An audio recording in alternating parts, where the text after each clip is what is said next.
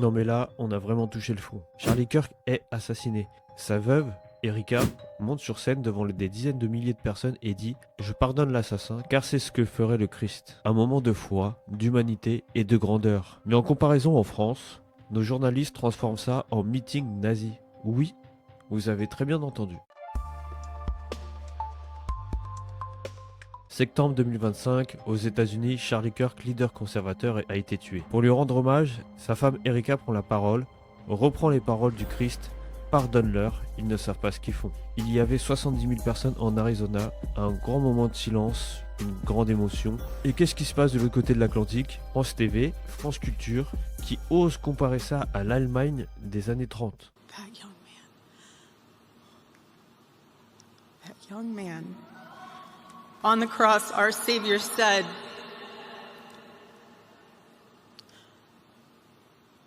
Father, forgive them, for they not know what they do. That man, that young man,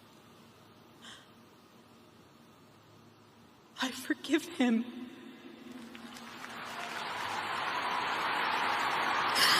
Voilà, comme vous l'avez vu, elle pardonne. Et voici la comparaison de ce qui se passe en France. De Charlie Kirk, qui est la seule à pouvoir faire ces images-là à l'intérieur. Le président américain va bientôt parler, le vice-président va bientôt parler, tout le banc et l'arrière-banc du pouvoir MAGA est en place. Il y a même Elon Musk, voilà, que l'on voit ici. Bref, il y a du monde, je ne sais pas si je veux dire du beau monde. Comment Franklin Delano Roosevelt verrait ça? Judith Pérignon, vous qui avez tellement travaillé sur lui. En fait, la première fois que j'ai vu l'image là avec Ouais. vous, j'ai pensé à ces rassemblements nazis qu'il y avait aux États-Unis dans les années 30. Il y avait des grands rassemblements. Oui, au Madison Square Garden. Totalement, voilà, le Madison Square Garden. Et Franklin Roosevelt était très conscient que le nazisme était aussi aux États-Unis. Il m'inspire du dégoût et de la crainte. Pourquoi Dégoût parce que d'abord, tous les mouvements fascistes, fascistoïdes ont toujours comme caractéristique de se victimiser.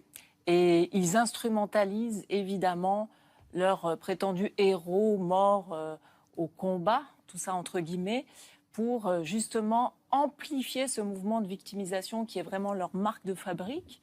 De la crainte parce qu'effectivement, le déchaînement à la fois religieux, messianique, idéologique.